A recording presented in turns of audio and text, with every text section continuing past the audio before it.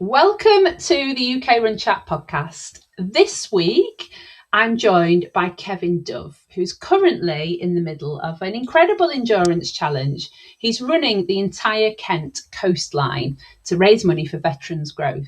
Now, when we recorded this episode, Kevin had covered almost 50 kilometres of his journey so far. So rather than talking about what he hoped might happen, we'll instead get to hear about the challenges that he's already facing en route as the challenge is unfolding. So we'll chat about the inspiration behind the project, the realities of life on the road, and the highs and lows of the opening stages and what still lies ahead. So here's Kevin. Welcome. Tell us a little bit about yourself, Kevin, just for our listeners, please. Hi, Michelle. Thanks for having us, and I'm pleased to share my story with you. I've been running my whole life. Started off predominantly when I was at school, did a lot of athletics growing up. Very fortunate when I went to Brunel University to study for my degree. It was kind of in the Olympic cycle. So I started in 2008 and obviously London 2012. Very, very fortunate to have Linford Christie's sprint squad training there. And I was very fortunate to watch them train and see them and see them develop as they went through cycles. That is a big part. In terms of recently, I kind of took a break from my running because I had a couple of injuries which prevented me doing the London Marathon. I had shin splints which kept me out for a while, and had a problem with some knee ligament damage previously. So that kind of knocked my confidence a little bit to do the larger endurance runs. So I kind of wanted to rebuild. So I did 10Ks for a local charity by me, and I got used to it. They predominantly run through UK events. Since then, I've actually had a season ticket with Run Through UK for about 2 years. As my second season. So I want to try and do 100 10Ks with Run Through UK. At the moment, I've done 82. So we're 82 and counting on that. And the next challenge was I didn't really do a lot of travelling when I was younger, to tell the truth, Michelle. So one thing that the running has done is kind of taken me all over the world. So my current challenge is I'd like to try and run a 10K in every capital city in Europe. I've currently done 11, being Prague in July. At the start of July was my most recent one. The next one will be at the end of this challenge, hopefully the end of August, to Amsterdam. And the good thing about it is with these 10Ks in Europe, I actually plan the route myself. They're not like a structured race. So I actually get to go to the different sites as well. In terms of my favourite city at the moment, which I'm sure you're going to ask me, is my favourite one in terms of the route was actually Paris, because we were able to start at the obviously the main cathedral. I went up to the big roundabout, and then I came all the way down to the Eiffel Tower. So I was able to see the big iconic sites as well, which I'm pleased about. So the next European one will be Amsterdam. And my current one, as you know, I'm actually running the Kent Coastal Line. Started it a couple of days ago. I wanted to fundraise for a local veterans charity. So the Veterans Association is a charity I'm doing. It is located in Kent as well, so that's obviously a good thing. Started at Camber Sands. The finish line is at Gravesend Pier, which is where my nan actually lives. So I've hopefully my nan and my parents will be at the finish line. I'm sure they will. And I'm just heading around there. In terms of calculation, it's roughly 300k. Trying to break it down into 20k blocks. I've had 2 days of it so far. I've done about 45k, nearly 50k. So I'm kind of, when I say in front of myself, I'm in front of myself at the moment in terms of my target distances. And where did I get the idea from? The idea come from Nick Butter, the endurance runner, who I'm sure you're aware of. He was the first man to run a marathon in every single country in the world. Yeah. And also he actually run the English coastal line, so the whole of the UK coastal line. And I read his books, I got in touch with him, I spoke to him a couple of times. And everyone kind of wants, if you're an endurance runner, you kind of want to, the dream is to kind of do the Land's End to John O'Groats. So I'd love to be able to do that. But before I do that and jump in straight away, I want to try and build my distances. So the Kent Coastal Line was a local one for me. Being a PE teacher, I'm able to utilise my spare time during the summer holidays, the school holidays. And I started it Saturday, started at Camber Sands, and I'm back out on the road tomorrow. Tomorrow I start at 9 o'clock in the morning from Folkestone Harbour, and I'm hoping to end up kind of towards Deal. So that's around about between 20 to 25k again. Yeah, so it struck me, Kevin, when I asked you before we started recording, actually, I said, how far in are you? And you specifically said to me, you're not going at this as to be a a grueling challenge in that you're going to break yourself. You're taking recovery days, aren't you? You're kind of doing every other day, which I think is great. Like what a brilliant example to set for other runners, actually, that you can do a big challenge like this and still have time to recover. So talk to us about the thinking behind that. Well, the idea behind that really, that sort of came from when I had a Zoom call with Nick Butter about this. He said to me when he did his, he was doing like 2 marathons a day, and he said you need to have a team of people around you, and also it's more of a mental challenge because he said physically it's going to be tough because you know your own body, but the mental side was can you push yourself, can you get into the routines, can you do that? And obviously at the moment what I'm doing is I'm doing a day on, a day off. So that does actually let me rehydrate properly, which is obviously key, getting the nutrients and the calories back inside me as well. And having a rest and recovery does enable me to stretch as well, which is obviously quite important. And one thing that I've been doing in the evenings is in the evenings after my run, I've just been going to my local gym, getting into good habits, stretching, using a roller, doing the band work for my glutes, and that enables me to stretch out the following day. And also I'm able to navigate and plan the route just strategically for the next stretch, if that makes sense. So at the moment we are on a day off at the moment in terms of that. I would love to finish it. I'm not really fussed about times. I just want to see the Kent Coastline as well. I want to enjoy the experience. I'm there to raise money for the charity as well, the Veterans Association, which is great. But for me, this is kind of like a stepping stone to the next challenge because I was coming to the end of the 110Ks. I was doing the European cities well during the school holidays. I just wanted to see what the next challenge could be. And those conversations with Nick Butter in particular, that took me to the next level. I thought, yeah, before I do or seek to do the Land's End to John O'Groats, doing the Kent Coastal Line is actually a good prep for the logistics of it as well, in terms of putting everything together. But the recovery has been key. Gel's going on board all the way around as well. Science in Sport have given me the supplements for that, which I'm pleased about. Tenzing Energy have given me their energy drinks to help me get through it as well. Hydration is obviously being quite key. I was a little bit concerned after I did my first one because I did about 25k on my first one, and I was slightly concerned about my hydration levels at the end. So I've actually been starting a little bit more early, nearer to 8:30, because of the temperatures that are coming in with the summer as well. So that's had a big part of it as well. So obviously, thank you to both those companies for helping me out with that. But in terms of actually cooling down as well, I've just been having when I've been finishing off at the beaches, I've been having a dip in the sea. That's my Perfect, equivalent of, isn't it? Yeah. that's my equivalent of my ice bath, Michelle. It gets the temperature down. It's nice and cool. Salt water does be quite good as well. So it's there. And I'll just literally jump in. Vest comes up, straight in. Obviously, I leave my trainers outside, and that is the equivalent of my ice bath, to tell the truth. But also, the reason why I've taken a rest days is it actually helps with my sleeping pattern as well. I'm able to rest, recover properly. I feel good, and yeah, it sets me up well. So at the moment, we are going a day on, a day off. I'm no real pressure for the finish. It's just I'd like to get it done before the end of August because I've booked the trip to Amsterdam before I go back to work in September. So yeah. Yeah. So is that doable with having this kind of day on, day off pattern? At the moment, it is. It definitely is at the moment. I was looking to do around about between 60 to 80k a week to start with, and then I actually spoke to a good friend of mine, Shalana Austin Clark, who I went to university with, and I speak to her, and I speak to Shalana regularly, and she was telling me about making sure that you don't push yourself too hard, especially in that first week. And I mean, I'd love to do. I was thinking, yeah, if I could do it like 5 days out of 7, I might be able to do 100k, and it won't take me as long. But I know that isn't going to happen because the rest days also enable me not only to stretch more, but I may get niggles or injuries along the way. So I may get the common one, like when you roll your ankle or sprain ankles or things like that. So I'm just being a little bit mindful of the actual routes that I'm taking in terms of going along the coast, making sure it's not a trail run, trying to make sure surfaces are flat as well. But yeah, in terms of that, the recovery has definitely helped with that, just to try and avoid injuries in terms of strategically planning. But so far, so good. We're about 45k in, which I'm pleased about. So I'm kind of, when I say 5k in front, if I'm trying to do it in 20k blocks, I'm really pleased with the progress at the moment. So yeah, I'm really quite pleased with it. That's brilliant. So you mentioned you're trying to stay mainly on tarmac, are you? Yeah, I mean, when I'm planning the routes at the moment, it's predominantly along the seafront. Yeah.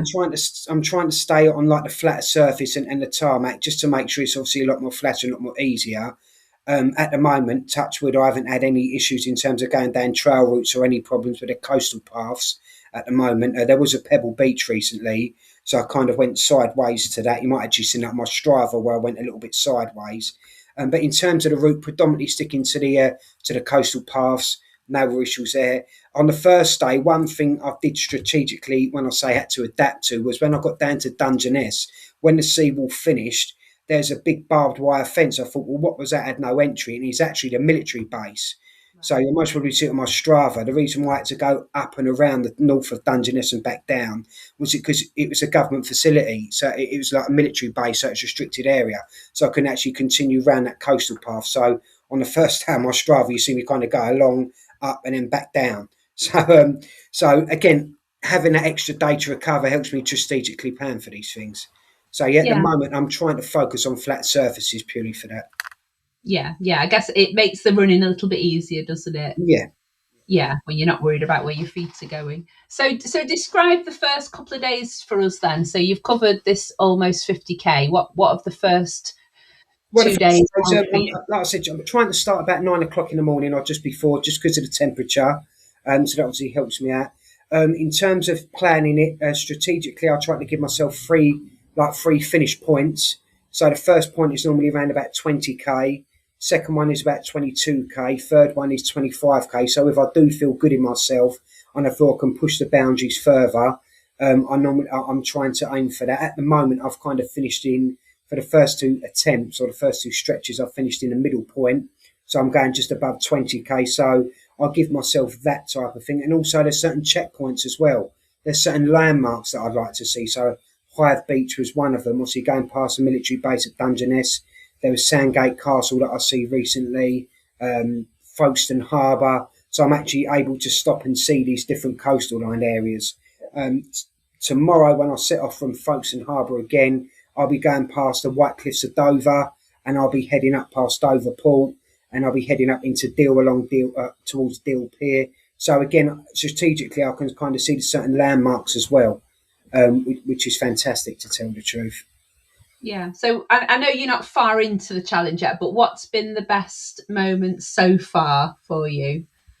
The best moment for me, being honest, the best moment for me was at the start of the second day. When I got there, I was feeling, when I say heavy, I felt my joints and my joints and my muscles. I know that obviously they did 25k, kind of like 2 days before. So I was thinking, oh, am I going to be stiff? But once I got going, the tempo was fantastic, and I was really pleased with myself. So just getting it, I'm pleased that I've been able to get myself into really good habits. I haven't really had to push myself yet because it's early, but Yeah. the fact I'm able to get off and shake off the stiffness, and once the rhythm starts flowing, that's the one thing I'm actually quite proud of at the moment. The fact when I get to the start line, I'm ready to go. So Yeah. that's the one thing that I'm really pleased about. That's a good sign, isn't it? So are you doing all this from home, Kevin? So you're kind of going point to point from Yeah, home? to be honest with you, again, strategically speaking to Nick Butter, I did put out some project packs. I believe I'm not sure if I sent it through to you earlier, but I did put out some project packs to see. I wanted to see if I could get a team of people, perhaps try it in a camper van and trying all different routes like that, because I got the advice from Nick.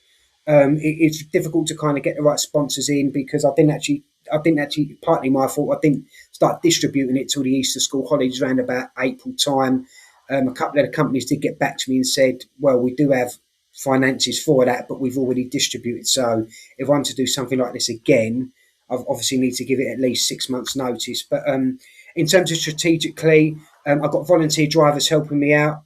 The good thing about it is, because I actually live in Kent and I'm a resident in Kent, the commute isn't too bad at all. So the commute at the moment is kind of about an hour there, hour back in the cars.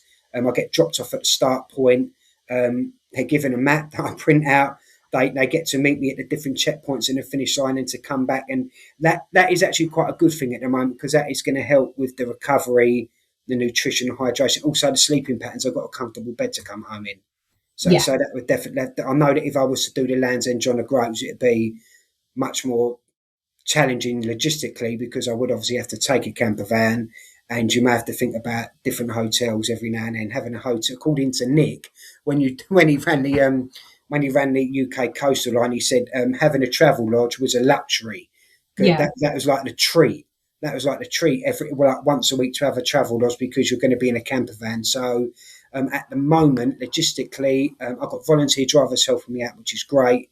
And it is literally an hour's commute to the start point. I run it, I then come back, I can sleep well. So yeah, that has actually worked in quite well. That has, so I'm quite pleased with that.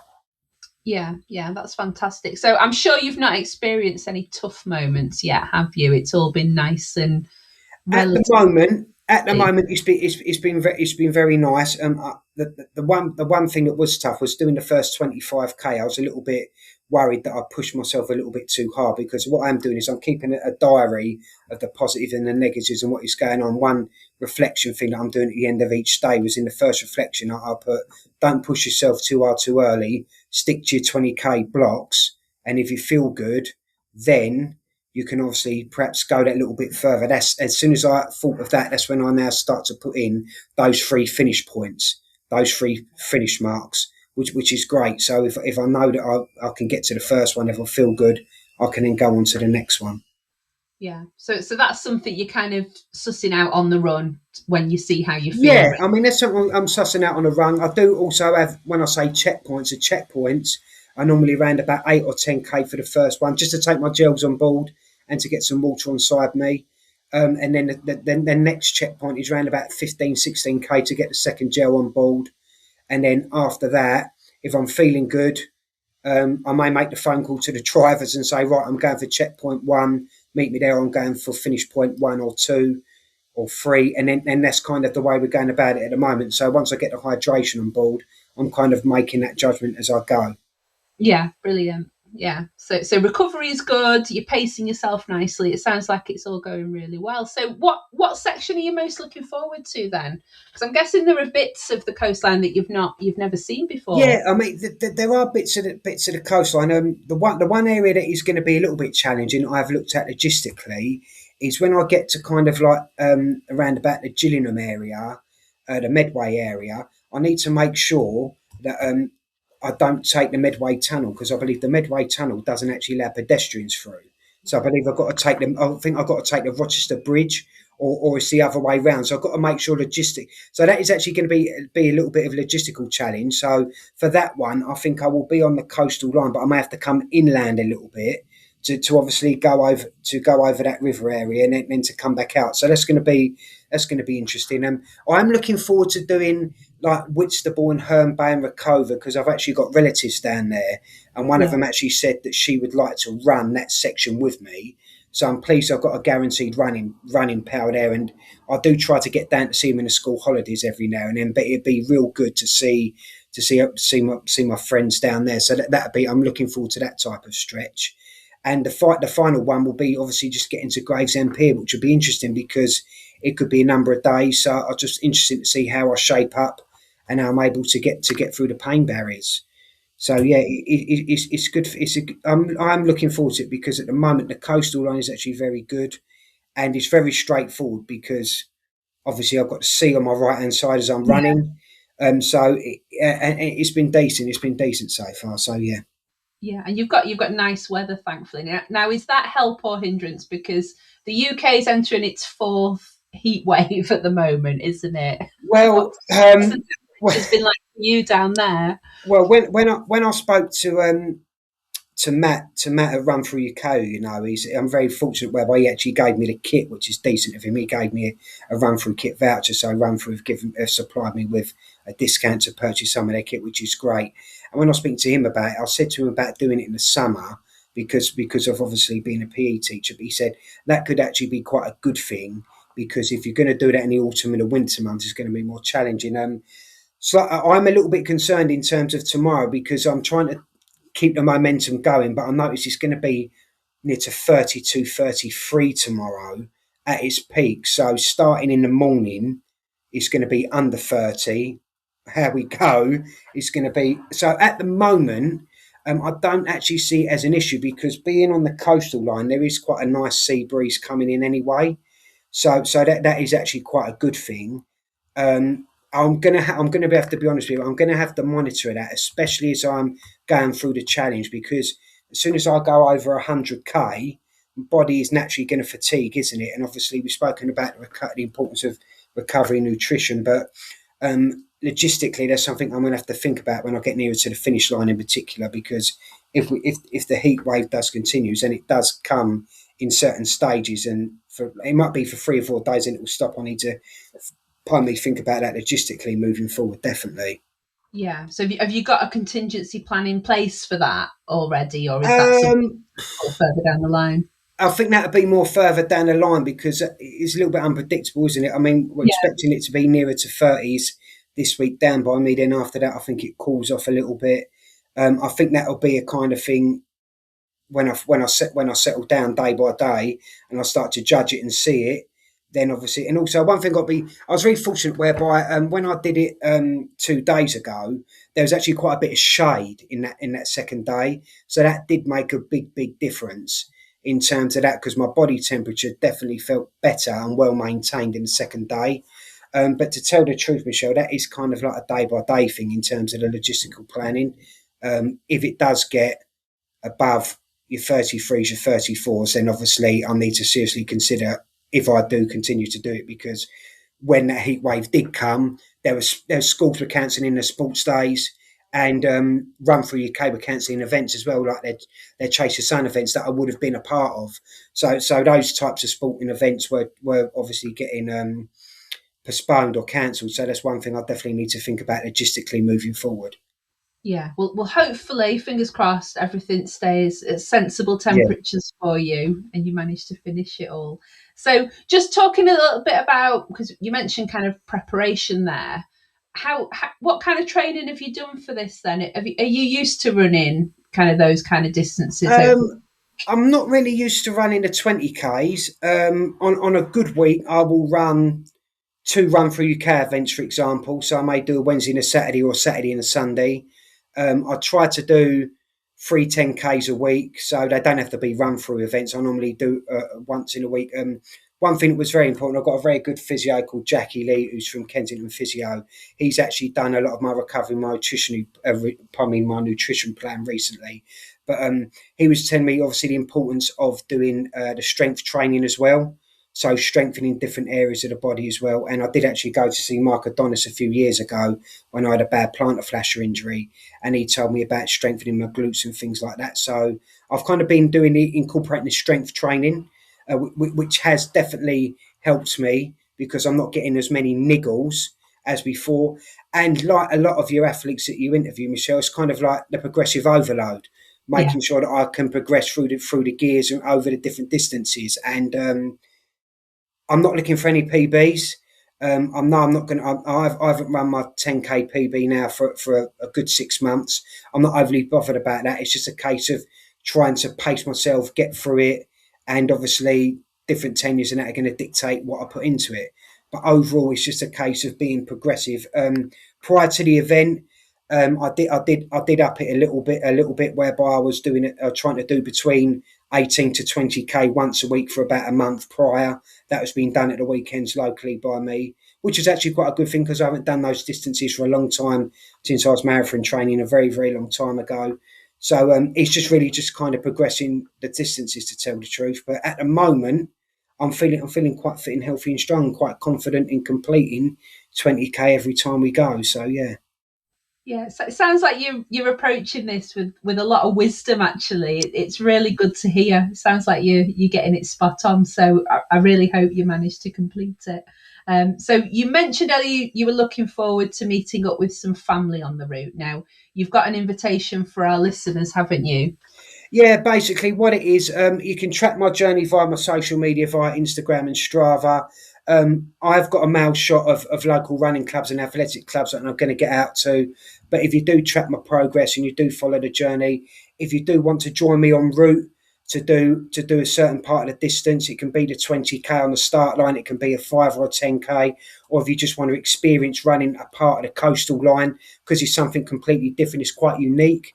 not a lot of people do it, then just if you can drop me a message on Instagram, I'm more than willing to have runners do it with me to encourage me and to push me through it. And I'm definitely going to need you. I'm going to need runners from the running community and members of the running community, especially as I go through the latter stages, to push me over the finish line. So yeah, I mean, by all means, please do. It's an open invitation. If you follow my journeys through those platforms, please do drop me a message and I'll let you know where I'm at, and perhaps you can join me on the journey. It'd be fantastic. That would be lovely. So we'll put your Strava link in the show notes and your Instagram. What is your Instagram handle for anybody listening right now? The Instagram handle is Dovey, DOVEY _PE. Brilliant. So yeah, so go and follow Kevin and just get in touch via Instagram to find out where you are on any given day. Is that how it's working? Yeah, that's how it's working. Like I say, I'm doing a day on, day off. If you can just drop me a message there, I may let you know when I have rest days and when I'm doing it. Every now and then, the schedule may change, obviously, depending upon the volunteer drivers. But at the moment, they've been very good to me. So I've always kind of got a driver to get me to the start points. But yeah, if you are local in Kent and you fancy running a stretch with me to get involved, then please do. You're more than welcome to. It'd be fantastic. Oh, fantastic. So hopefully kind of any abilities, any paces welcome. Yeah, like I said, I'm not running any PBs at the moment. In terms of the times, for the 25k, the first time I did that in 2 hours 26, I believe, or 2 hours 20, something like that. The most recent one I did just over 2 hours. I did the 20k to Folkestone Harbour in about 2 hours. So I'm not really looking for any particular times. I just want to get round safely and get to the next stage, to tell the truth. Yeah. And just enjoy it, I guess, on the way. Well, yeah, just soak in the atmosphere, soak it in, breathe in the sea air, get some fresh air in your lungs, and just it's a fantastic journey. It's a running journey, and it's the next stage of my journey, which I love. So I'm coming towards the end of the 110Ks. The European cities are being conquered one by one, and I'm just looking forward to getting this done.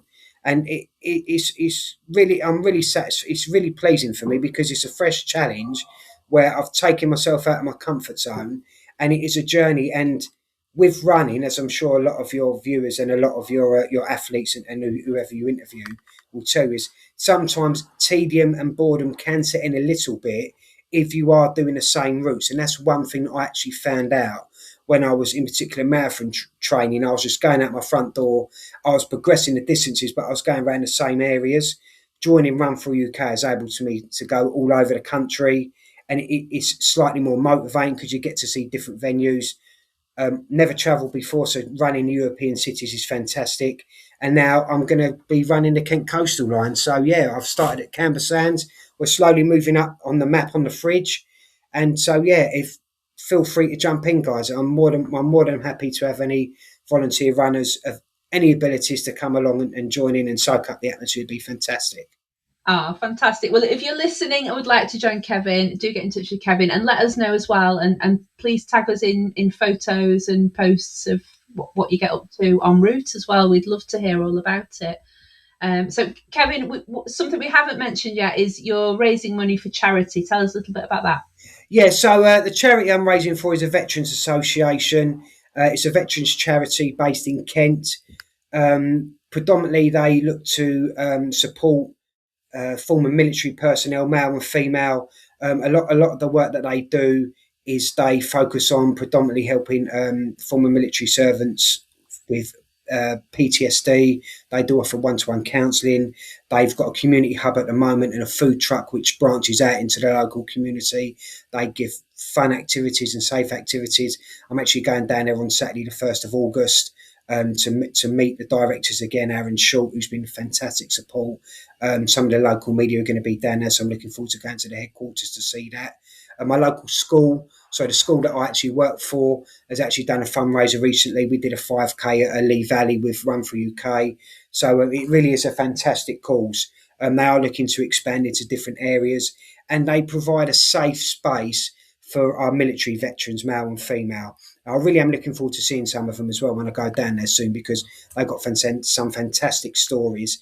And a lot of them, they have served on the front line, and it is a great way of supporting them. And yeah, it really is a fantastic cause, and one I really am proud to be supporting. I've set up a Just Giving page, as you know.